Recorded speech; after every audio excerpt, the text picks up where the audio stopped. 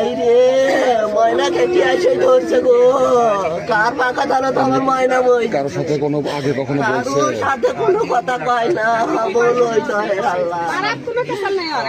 কারোর সাথে নয়।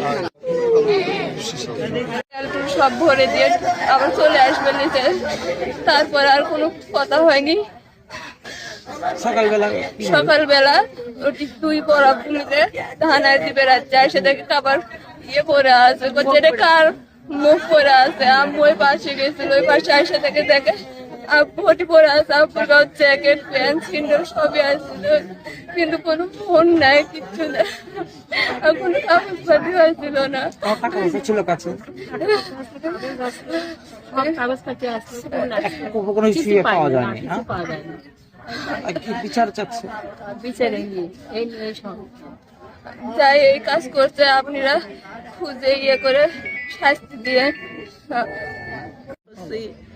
ভাইটা খুব ভালো হামা করে, ময়না সবলির সাথে একসাথে ব্যবহার করছে ভালো। ময়নার কোনোটি শত্রু আমরা দেখে পাইনি, ময়না বুঝেরও পাইনি।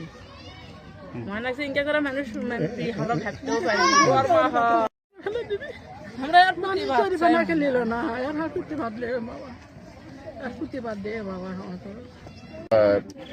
সাইফুল নামীয় একজন ব্যক্তি, তিনি ট্রাকের মালিক, তার 7টা ট্রাক আছে। এই ট্রাকের থেকে যে ভাড়া আসে তা দিয়ে তিনি সংসার এবং জীবনযাপন করেন। তো গতকাল রাত্রের মধ্যরাতে আমরা পরিবারের কাছ থেকে জানতে পেরেছি তিনি স্বাভাবিকভাবে রাত 1টা থেকে 2টার দিকে ফেরত আসেন এবং পরিবারের সাথে এশার নামাজের পর তার সাথে কথা হয়েছে। তারপর হয়তো বা আমরা ধারণা করতেছি যে তিনি 1টা 2টায় এই সময় যেহেতু নিয়মিত আসেন, এই সময় কোনো পূর্বশত্রুতার জের ধরে তাকে কি হত্যা করে থাকতে পারে।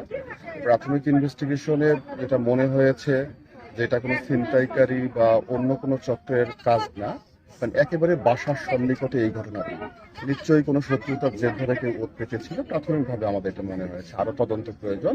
আমরা তদন্ত পরবর্তীতে খুব ক্লিয়ার হব যে আসলে এটা কিভাবে এবং কেন, কারা কিভাবে সত্যটা সংঘটিত করেছে।